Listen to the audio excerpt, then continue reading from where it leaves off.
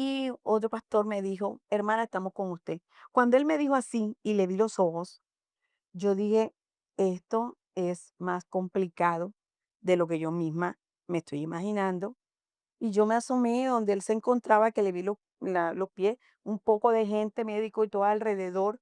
Cuando yo llego, me doy cuenta de la gravedad de la situación, porque ya su mirada estaba vidriosa.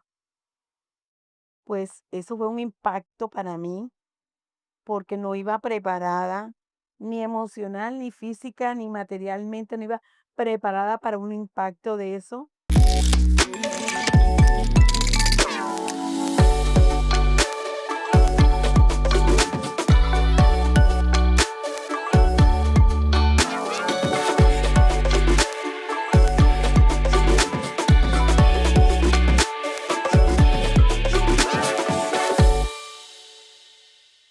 Bienvenido a un episodio más de Tertulias Night Show. En esta oportunidad no vamos a tener una conversación rutinaria. Vamos a tener un tiempo para honrar honrar la vida de una mujer valiente, resiliente y también hacer memoria de un hombre que nos enseñó con el testimonio, que nos edificó las vidas, que mientras caminó en esta tierra nos transmitió el verdadero amor que podemos sentir por el Señor. Josefina, bienvenida. Josefina de Bustillo, ¿cómo estás? Así es.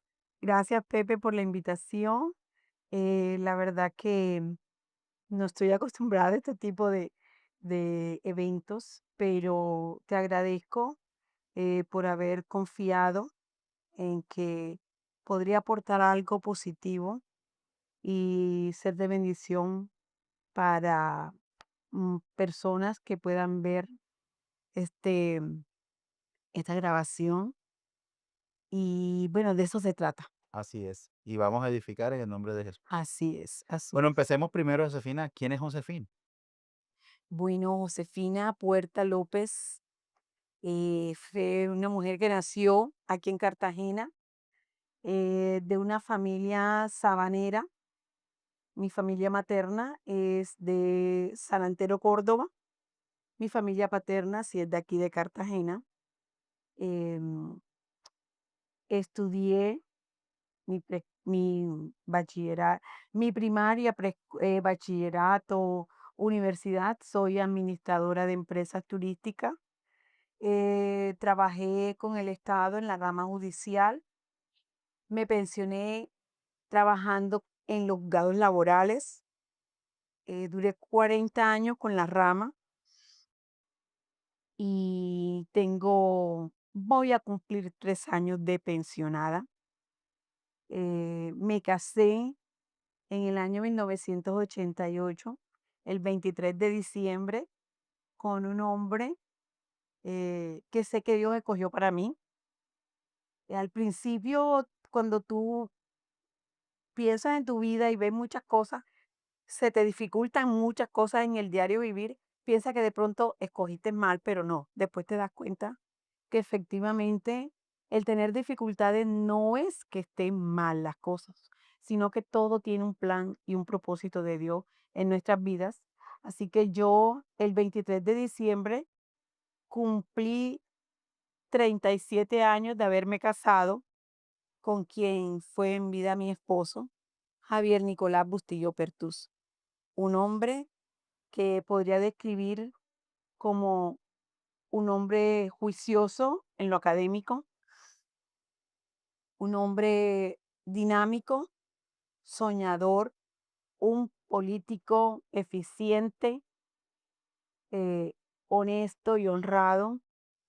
Y lo más hermoso, un hombre de Dios que sé que fue testimonio ante todas las personas que estuvieron a su alrededor, un testimonio que sé que marcó muchas vidas y un padre ejemplar y un esposo ejemplar. Me respondiste 6 preguntas en uno. Genial. Bueno, ¿qué significó para ti caminar tantos años con un hombre entregado al Señor? Yo caminé con un hombre desde el 80 y nos conocimos en el 83. Estuvimos un noviazgo que tuvo una interrupción, pero estuvimos nuevamente en el 85 y nos casamos en el 88.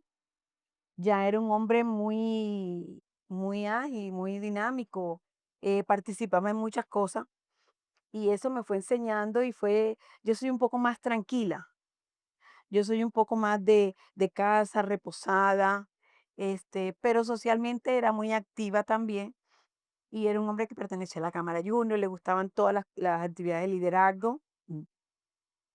Fue presidente de la Cámara Junior Capítulo Calamarí y me fue metiendo en ese mundo de las relaciones sociales, de la motivación, del liderazgo. Y yo, una persona muy reservada, pues eso me exigía y demandaba en mí. De pronto no entendía muchas cosas en ese tiempo, así hasta que llegamos al 88, 1988 que nos casamos y estuvimos así por 12 años. Dentro de esos 12 años de matrimonio, pues él comenzó a participar en la política y fue concejal desde el 91, 91. Fue concejal de la ciudad de Cartagena durante 3 periodos y se retira en el 2000 para aspirar a la alcaldía de Cartagena, porque ya él consideraba que había cumplido un tiempo, porque él siempre fue un hombre de procesos y él sus pasos eran afianzados en conocimiento, experiencia, para poder tomar otro gran vaso pero siempre pensaba que uno tenía que tener una formación y una preparación para ir más adelante. O sea, no era un hombre de improvisación. Y todas esas cosas las aprendí de que uno tenía que prepararse, educarse, formarse, adquirir la experiencia y los sueños, sí, perseverar en ellos. Eso fue en esos 12 años de casado. Lo seguí viviendo, pero en esos 12 años de casado, nosotros tuvimos nuestros hijos, 3 hijos, Andrea Carolina, Javier Andrés y Tatiana Marcela, pero tuvimos nuestros momentos de mucha crisis como pareja, debido también a su actividad, a sus aspiraciones, sus metas. Y tuvimos una gran crisis familiar como pareja. mm, Y fue allí donde ya casi llegamos al momento de separarnos, cuando Dios mete su mano en esta familia. Yo sé que Dios nunca nos abandonó, pero sabemos que en todo este tiempo que de pronto nosotros estábamos apartados de Dios, Dios siempre estuvo a la expectativa del momento justo en que nosotros dijéramos, aquí estamos, porque Dios siempre está esperando. Genial. Bueno, llega el día que lo cambia todo. Vamos a hacer preguntas. Responde hasta donde te sientas en paz. No, No, tranquilo. ese día Javier estaba sirviendo en la iglesia. Sí. Sí, estaba sirviendo y él parte. ¿Cómo se procesa una despedida que no estaba planeada? Bueno, yo, Javier era un hombre eh, que tenía 62 años en ese tiempo, en ese momento del 2022, pero era un hombre de muy buena salud. Es más, él estaba haciendo sus chequeos médicos, controles y todo, y mejor dicho, estaba aprovechando a lo máximo sus chequeos, su prepagada, todo ese tipo de cosas. Y se ponía rabioso conmigo porque él me apartaba citas médicas y yo no iba. Entonces, él, eso le da a uno como tranquilidad. Nosotros sabemos, todos sabemos que hay un momento, pero cuando tú te vas preparando, vas cuidándote y eso, y la edad, o sea, no piensas y lo que menos pasa, sabemos que hay un momento que todo lo tenemos listo, pero no estamos como pensando que puede ser hoy, mañana o pasado. Él en ese día estaba manejando una empresa de la cual él fue creador, esa empresa fue parte de su sueño como sueño de ciudad, donde él estaba creando una empresa que era una solución para la carga terrestre de la ciudad. Entonces, esa empresa entró en un proceso de liquidación y habían unas diferencias y cosas así por el estilo, y eso a él lo tenía cargado. El día anterior me dijo, tengo un fuerte dolor aquí en la espalda. Pero como yo sabía que estaba tensionado, dije, esos son los dolores de la tensión. Y nos pusimos a orar y a alabar a Dios y nos acostamos tranquilos. En la mañana siguiente él iba a preparar un informe y se sentó cuando se acordó que tenía un compromiso con los pastores de la ciudad allá en la iglesia. Y cuando yo le pregunté, ¿de qué vas a hablar? Y me dijo, no, de la iglesia y la política. Entonces le dije, bueno, menos mal que tú manejas ese tema y Dios te ha permitido vivirlo bien. Entonces él me dijo, no, es que a mí no me gusta improvisar y mucho menos con las cosas de Dios. Entonces no me siento preparado espiritualmente para ir a hablar a un grupo de personas que tú más que hablarles en la voluntad de hombre, hablas más que todo lo que quiere mostrar es lo que Dios quiere mostrar a través de del tema que se pueda desarrollar. Él salió 9 y algo de la mañana, desayunó bien, perfecto todo. Y yo le hice una pregunta, le dije, mi amor, ¿ahora cómo hacemos tal cosa? Y me dijo, ahora que yo regrese. Y yo me quedé tranquila, yo estaba haciendo trabajo en casa. En ese momento todavía estaba activa laboralmente. Y como a las 11 de la mañana, 11 y alguito, él me llamó y me dijo que se sentía mal, que tenía un fuerte dolor de cabeza y ganas de vomitar. Entonces yo eh, me voy al momento de cuando tú tienes esos síntomas, yo decía, y con lo sano que era él, yo decía, ¿qué le pudo haber caído mal? ¿Ya? Y yo le dije, mi amor, pero ¿cómo así? ¿Qué te pudo haber caído mal? Y pedí que le dieran una aromática fría y le dije, no te vayas a venir, yo te recojo, porque le pregunté que se había ido en el carro, me dijo que se había ido a pie, le gustaba caminar, es más, le gustaba caminar tanto que caminaba a veces a la 1 de la tarde del centro para acá. Lo regañé múltiples veces por eso, pero cuando yo llego a la iglesia, yo no alcancé a llevarlo a la clínica. eh, lo llevaron personas de allá de la iglesia.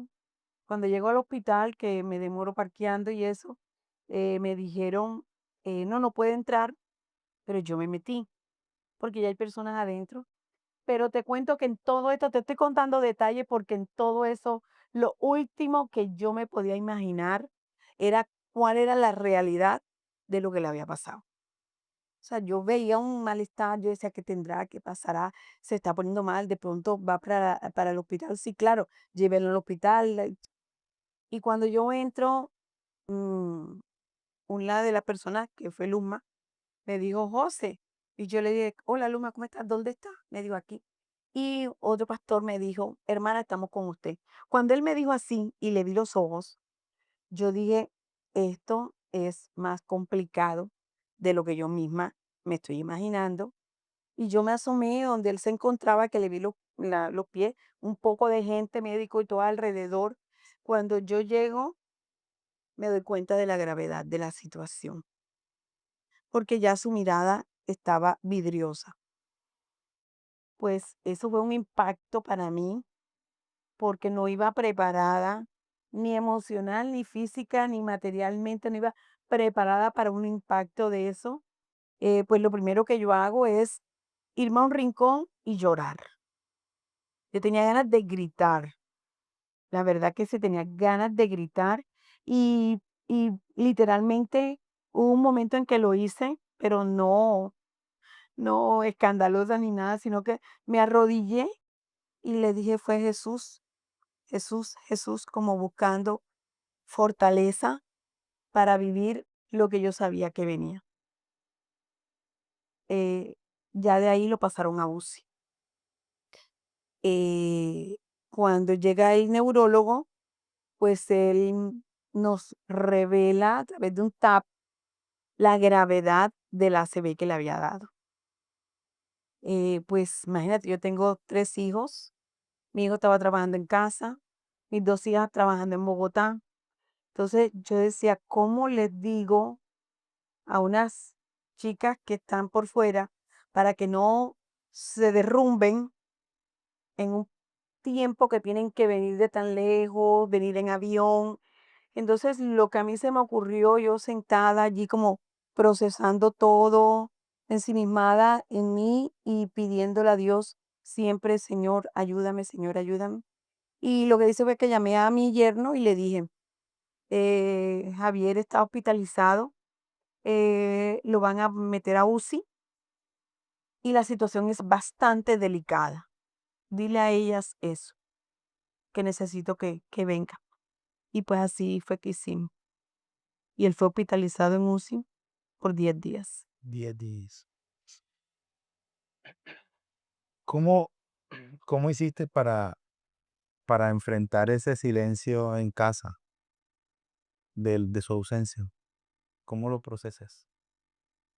Bueno, hay una cosa que cuando tú estás rodeado, de pronto no es tan evidente o tan fuerte el vivir un proceso, pero cuando tú estás solo es cuando te das cuenta de muchas realidades. Yo estaba rodeada de mis hijos y todos estábamos en función de orar, de alabar, de pedirle a Dios. Estábamos tristes, porque estábamos tristes. eh, no desconocíamos, porque tenemos familiares médicos, amigos médicos, y la gente, pues, ellos nos explicaban de la gravedad del asunto y lo que siempre dije fue, yo no desconozco la gravedad de lo que pasó en su salud, pero mientras haya vida y esperanza y, y Dios es el que tiene la última palabra. Con respecto al tema del Señor, ¿tuviste preguntas que le hiciste a Dios en ese tiempo? Sí, claro.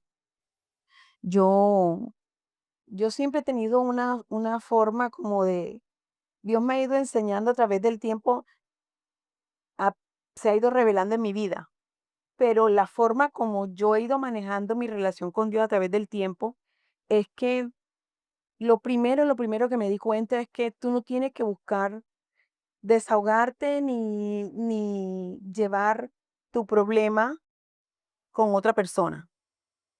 Dios me enseñó que era Él y yo. Entonces yo, primero que con mis hijos, yo hablaba era con Dios. Yo siento un Dios real y un Dios presente. Entonces, para mí hablar con Dios es mostrar, hay cosas que Dios conoce todo de nosotros, pero hay cosas que uno lo dice no porque Él no lo sepa, sino para demostrarle que tenemos la confianza y la certeza de que hay un Dios vivo y presente. Ok. ¿Tienes algún versículo que se haya hecho rema poderoso en todo el proceso? Hay un salmo, el 27, eh, el Señor es mi luz y mi salvación, ¿a quién temeré? El Señor es mi fuerza y mi fortaleza, ¿quién podrá amedrentar? Aunque un ejército me asedie, más o menos esos son los versículos que me habían impactado. Aunque un ejército me asedie, no temerá mi corazón. Aunque una guerra estalle en contra mío, yo seguiré confiando. Ese es el versículo que siempre se ha introyectado en mi corazón y es el que me ha sostenido. Hablando de tu corazón, ¿qué ha sido lo más retador para tu corazón en lo personal, para Josefina, en medio de la situación, de este cambio de vida? Bueno, conocí a Javier desde el 83 y Javier se separa de mí en el 22. O sea, son casi 40 años. Entonces, Una vivir generación. con una persona 40 años, ya, y sobre todo que no es una persona familiar cualquiera, sino es el hombre de tu vida, el hombre de mi vida, ¿ya? Mi esposo, el papá de mis hijos y el hombre con el que viví muchas cosas y, y no es fácil, no era fácil y sabía que no iba a ser fácil. No iba a ser fácil el no tener a quien hablarle en el tema de pareja. Tenía un amor, porque tenía un amor y tengo un amor todavía hacia él, pero ya tú no puedes expresarlo, ¿ya? Entonces, el amor sigue vivo en mí hoy hacia su memoria, ¿ya? ¿Cómo, sí, qué herramienta recibe? Porque yo te voy a hablar desde lo que vemos nosotros. Y vemos a Josefina, una mujer luchadora, valiente, forzada, guerrera, que le sirve a Dios en todo momento. Tú no dejaste de servirle al Señor, aún con dolor, aún con duelo, aún con todo. ¿Cómo coges herramientas? Porque normalmente el dolor lo que hace es que aísla a las personas. Mostrar. El dolor por lo general te lleva a una depresión extrema, porque la tristeza mm, está, yo creo que la tristeza está en todo ser humano, eso es normal, es una emoción normal de todo ser humano. Lo importante es no dejar que esa tristeza te gobierne, porque nosotros no podemos dejar que las emociones nos gobiernen, ¿ya? Eh, Porque hay emociones negativas, pero hay emociones muy positivas y ninguna de las dos pienso que puede gobernar nuestra vida. Entonces, lo más importante, pienso yo, es tener un equilibrio entre eso que debe gobernar tu vida, que es Dios, que Dios a través de su Santo Espíritu, que sabe que es el que te fortalece, el consejero admirable, el príncipe de paz, el ayudador. Entonces, tener la seguridad de que ese espíritu que mora en nosotros fortalece nuestro espíritu, que es el que es el dador de vida. O sea, el espíritu es el que da vida y el espíritu en nosotros es el que nos da vida. Entonces, si tú dejas que el Espíritu Santo gobierne tu espíritu, yo pienso que eso le da a uno un equilibrio emocional y espiritual. Amén. Así es. Bueno, la iglesia, sirviste en la iglesia, pero ¿qué papel jugó o ha jugado la iglesia en todo tu proceso? Cuando mi esposo fue un hombre siervo, le encantaba, yo me acuerdo, yo soy una persona muy difícil para madrugar, pues solamente madrugaba porque me tocaba con mis hijos, porque yo soy una persona que soy una mamá que no me gusta delegar algunas cosas. Entonces soy una gallinita con los pollitos y si mis hijos dormían, yo era lo que los dormía. Si mis hijos estaban enfermos, yo era la que los lidiaba, aunque tuviera una persona que me apoyara en eso.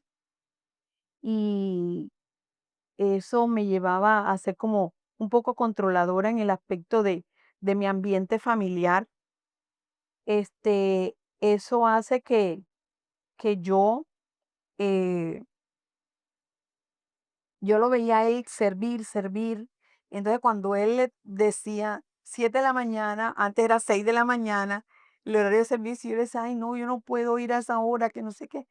Pero lo veía a él hacer esos esfuerzos y yo lo admiraba de que era un hombre que no ponía un no. O sea, nunca él decía un no a lo que le pidiera en la iglesia.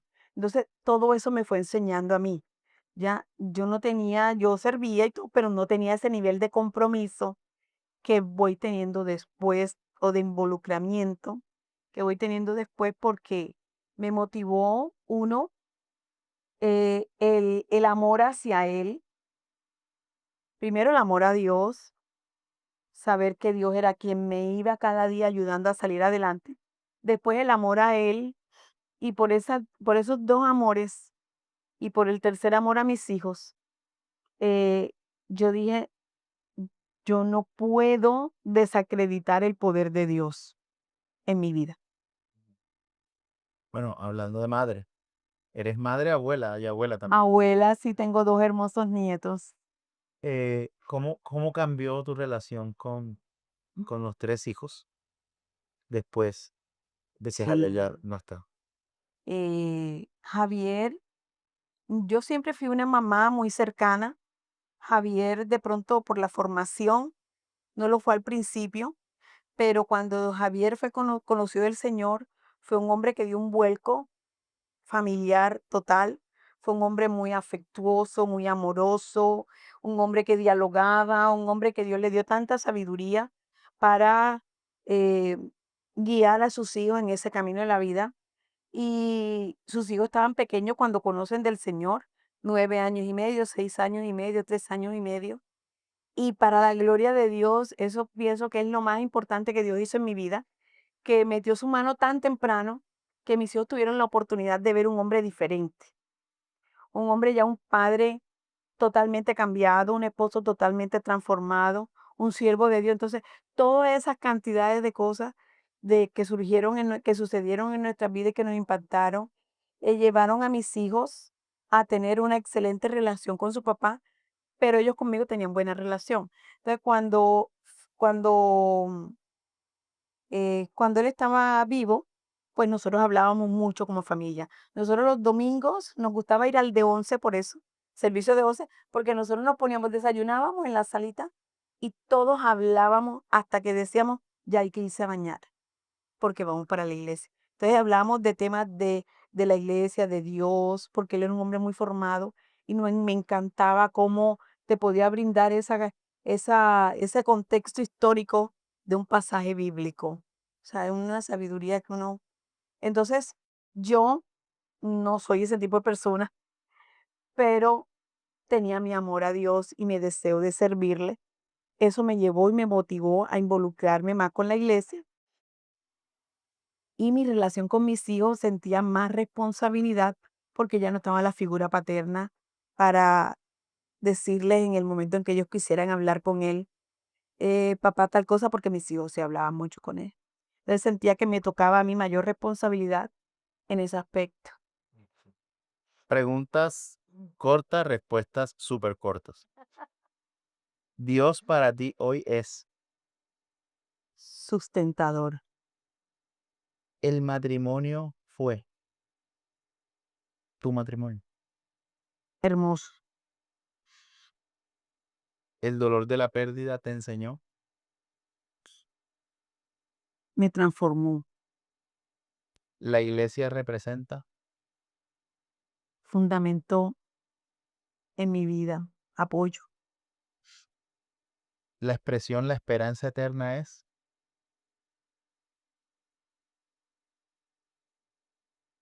es un norte. Él nos. Perfecto, genial. Bueno, varias cosas. ¿Qué le dirías a alguien que en medio del dolor piensa huir de Dios? Mira, yo le diría, vive tu proceso. Porque a veces la gente piensa que es que por conocer de Dios yo no puedo llorar, yo no puedo entristecerme, yo no me puedo apartar o encerrar. Yo le diría, vive tu proceso, pero no saques a Dios del proceso. O sea, aunque no quieras, involúcralo en el proceso. Que en el momento que vas caminando, aunque tú te sientas que vas caminando sola, Dios te lleva de la mano. Y va a haber un momento en que ya tú sientes que esa mano te la están agarrando. Genial. ¿Qué le dirías a una mujer que hoy ha perdido su esposo? Que aún tiene esperanza y mucha vida y mucho propósito. ¿Cómo recordar que Dios sigue siendo bueno aún en el duelo? Yo, hay algo que siempre, a pesar de mi duro momento en la vida, este, siempre dije, Dios es Dios. y nunca he renegado de lo que no he tenido, de lo que haya perdido y de lo que no he orado y no me ha sido concedido, porque reconozco que Dios siempre será Dios. Yo no estoy, Dios no está para servirme a mí, yo estoy es para servirle a Dios. Y para mí el hecho de que Dios me tenga en cuenta y que me sostenga, eso me da muestra fehaciente de que Dios es bueno y que me ama. Para terminar, ¿por qué vale la pena seguir confiando en Dios? Porque no me imagino un día sin Dios. O sea, yo no me imagino un día levantándome y no mencionarlo, así sea. O sea, de pronto en momentos de tristeza, en momentos de ocupación, puede que no ores en el sentido de encerrarme en un lugar, tomar una palabra y leer la Biblia y orar, alabar, pero no hay un momento en que yo no pueda decir, Dios, gracias. Dios mío, tú sabes que sin ti no puedo avanzar. Dios, gracias por esta comida. Dios, gracias porque hoy me levanté. Eh, Voy a cruzar la calle y voy a comprar algo. Dios, dirígeme qué decisión debo tomar. Eh, y algo que yo siempre le digo a Dios todos los días es, ayúdame a hablar lo que he de hablar y ayúdame a callar lo que debo callar. Muchas gracias, Josefina, Gracias a ti, Pepe. por abrir tu corazón, por compartir este testimonio de vida y de honra, porque la vida de Javier impactó. Yo lo conocí poco tiempo, Ujú. pero el tiempo que lo conocí impactó, impactó y sigue impactando, Así es. y sigue dejando un legado muy grande. Y lo que tú haces ahora, ese testimonio, cómo testificas ese rol de madre, de abuela, de esposa, también, también nos edifica y nos deja muchas enseñanzas. Es que muchas gracias por compartirlo y por estar aquí. Gracias, Pepe. Gracias a ti y gracias a Dios por haberme mostrado hoy un propósito de haber vivido una dificultad.